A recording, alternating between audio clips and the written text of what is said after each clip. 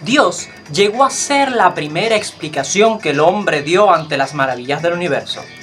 En algún espacio de la historia, el hombre comenzó a preguntarse sobre su existencia y el significado de la misma. Al mirar todos los seres que le rodeaban, no encontraba explicación a su existencia. Por lo cual, la idea de un ser o seres que trascendían a todo lo observable se convertiría en el pilar de lo que hoy llamamos religión. Quédate en Libertad Gloriosa. Hoy hablaremos sobre Dios.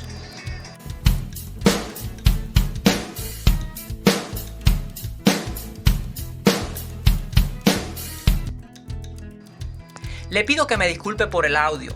Es que en esta isla bella que carece de energía eléctrica, hay que aprovechar el horario en que hay corriente para poder grabar y hacer muchas otras cosas. Entonces se nos dificulta un poco. Espero que este video le pueda servir y que aproveche y me deje en los comentarios cuál es su criterio, qué es lo que usted piensa y podamos debatir y compartir y en videos posteriores también responder algunos de estos comentarios. Así que sin más, comenzamos. Analizando el origen etimológico de la palabra Dios. La palabra Dios en español proviene del latín Deus, que a su vez se originó del indoeuropeo Deus, que significa ser celestial o divino. Pero ya aquí con esta definición tenemos un problema. Y no podemos tomar esta definición si se busca un punto de partida teológico o razonable, ya que un ser celestial depende de un lugar llamado cielo. Y si bien en el principio Dios creó el cielo según la misma Biblia enseña, entonces este ser es anterior al mismo cielo y trasciende el mismo lugar. En el momento en que el hombre comienza a mirar hacia arriba y buscando el origen de su existencia y razón de esta, es decir, razón de su existencia, el hombre asume de que este ser debe estar arriba en el cielo. Lo curioso es que el mismo concepto que el hombre le atribuye de omnipresencia requiere que Dios esté presente en todo lugar, arriba y abajo. Por lo cual, en sí sería un error decir que Dios es un ser celeste, porque al darle una ubicación geográfica ya se le está imponiendo límite de espacio.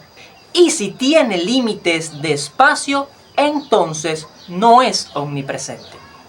Entonces vemos que el concepto de Dios celeste respecto al Dios omnipresente es en sí una contradicción de conceptos. La palabra inglesa God tiene su origen en un término alemán empleado en el Christian Codex Argenteus: llamar o invocar a un poder. Pero si se percata, para poder invocar o llamar a un ser o poder, se necesita de la gente que lo invoque o lo llame. Entonces, usando la lógica, en el principio cuando Dios no era invocado, en este sentido, no podía ser llamado Dios porque no había hombre que lo invocara.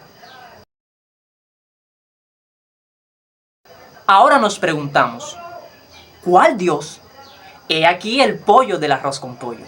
La idea de un único Dios creador de todos no es única de Israel o de los judíos.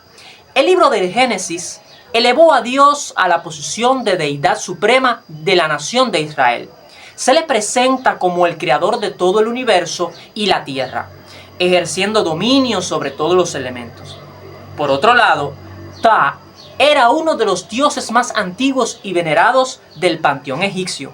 Era considerado el dios creador y artesano responsable de la creación del mundo a través de la palabra y el pensamiento. Existe otro Dios, pero antes te invito a que des tu like, te suscribas a mi canal y dejes en los comentarios tu opinión acerca de este tema. También el zoroastrismo, la antigua religión de Persia, fundada por Zaratustra o Zoroastro, también se considera un precursor importante del monoteísmo. Zaratustra enseñó la existencia de un único Dios supremo, Ahura Mazda, que es la fuente de todo lo bueno. El monoteísmo, que es la creencia en un solo Dios supremo, tuvo orígenes que se remontan a varias tradiciones antiguas, pero alcanzó su máxima expresión en el judaísmo y posteriormente en el cristianismo y el islam. Entonces, ¿cuál Dios? En general, los teístas expresan su creencia en un único Dios. ¿Pero en cuál único Dios? El más racional para ellos es el judeocristiano. Jehová, cuyo nombre real no es Jehová. Ah, el que tuvo un hijo. Sí, como Zeus. Un momento. La idea del Dios que se hace hombre o el semidios, ¿acaso no es paganismo griego? ¿Cómo pudo provenir la idea del Dios hombre de la cultura judía? Algo anda mal. Aunque los judíos aborrecen la idea de Dios hecho hombre, cosa que para ellos es idolatría y una aberración, los cristianos afirman de que la idea del Dios que se hace hombre tiene confirmación en las escrituras del Antiguo Testamento. O sea que Dios habría hacerse hombre y estaba predicho por los profetas de Israel. Lo curioso es que el mismo pueblo hebreo o los judíos no reconocen en todo el Tanaj o escrituras hebreas una mención de que Dios, su Dios, se haría hombre en algún periodo de la historia. ¿De dónde sacan los cristianos la idea de que Dios se iba a hacer carne? Aparte de las menciones en los evangelios, como el de Juan, la idea del verbo que se hace carne era una idea pagana, era un concepto greco-romano, que en algún momento de la construcción del cristianismo se insertó. La religión cristiana basa toda su teología de la reencarnación de Dios en un solo pasaje del Antiguo Testamento en el libro de Isaías, capítulo 9, versículo 6. Leamos en la versión Reina Valera de 1960. Porque un niño nos es nacido, hijo nos es dado, y el principado sobre su hombro, y se llamará su nombre admirable, consejero, Dios fuerte, Padre eterno, príncipe de paz. El cristianismo interpretó que el Mesías habría de ser Dios, y la doctrina de la deidad de Cristo fue un tema que se discutió ampliamente durante los 3 primeros siglos de la formación del cristianismo. Incluso hoy en círculos cristianos se debate el tema. Revisando esto de Isaías 9:6, realmente el pasaje de Isaías no habla del Mesías ni de la reencarnación de Dios. Se lo demuestro en breve. Pero antes, suscríbete al canal, da like y activa la campanita de las notificaciones. Lo primero es que la Reina Valera traduce el texto en futuro. Traduce de la siguiente manera: y se llamará su nombre. Cuando en el original hebreo el texto está en pasado. O sea, y se llamó su nombre.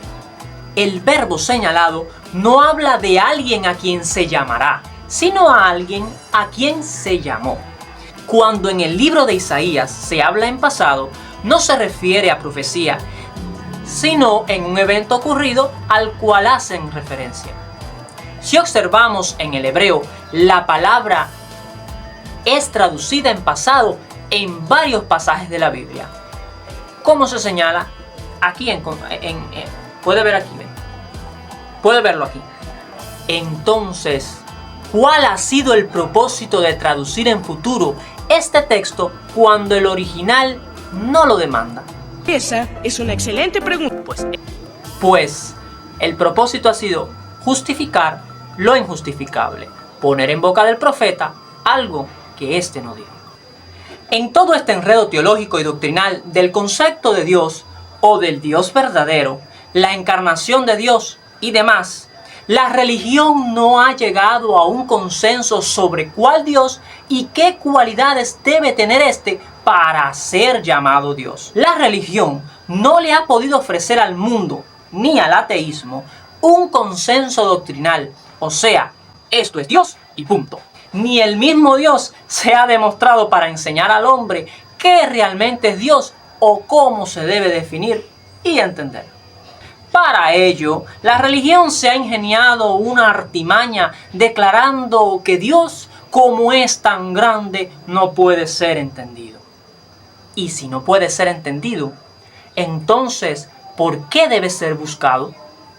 Entonces, ¿por qué la religión habla de conocer a Dios? ¿Cómo pueden conocer o pretender conocer a un Dios que no entienden? ¿De qué sirve creer en un Dios que no puede entender o explicar? Si Dios no puede entenderse, ¿para qué estudiar teología?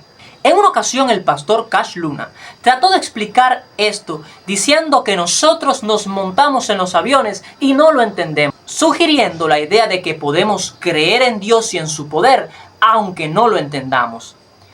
No sé cómo funciona, pero no necesito que me digan cómo.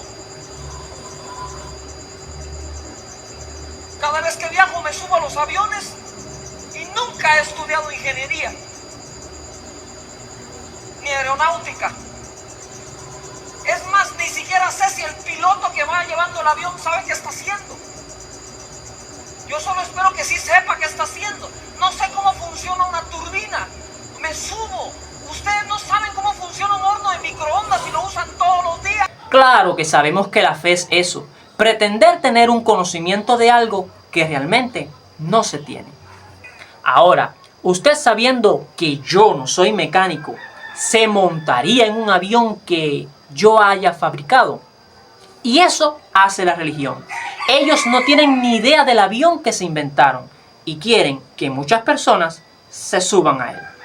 Entonces, yo definiría a Dios como el invento no entendido de los hombres, una promesa que ni ellos pueden demostrar o un concepto que ni ellos pueden entender. Imagínese por un segundo que yo le esté vendiendo a usted un medicamento y le digo que ese medicamento sana todas las enfermedades, libera de cualquier mal y te va a asegurar una vida excelente después de la muerte. Pero yo no entiendo cómo funciona ese medicamento. No puedo brindarle pruebas de que ese medicamento funcione o haya funcionado. ¿Compraría usted ese medicamento?